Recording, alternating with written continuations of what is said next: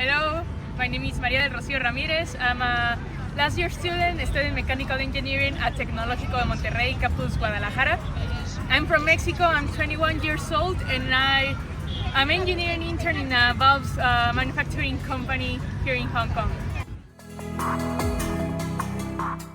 So basically, as an engineering intern at ABK Valves Hong Kong Ltd, I was responsible of creating the new procedures, automate all of the main important business procedures within the company, and also trying to implement new technology inside of the business processes and selection of the products.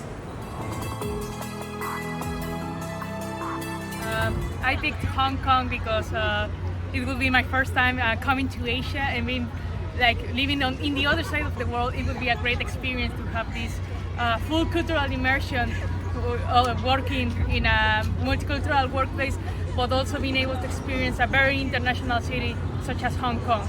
Apart of that, I really enjoyed and was very amazed by the kindness of the people of Hong Kong in the workplace, and all the people that I met through all my internship period. I would say I'm very glad that I chose this destination because I feel welcome.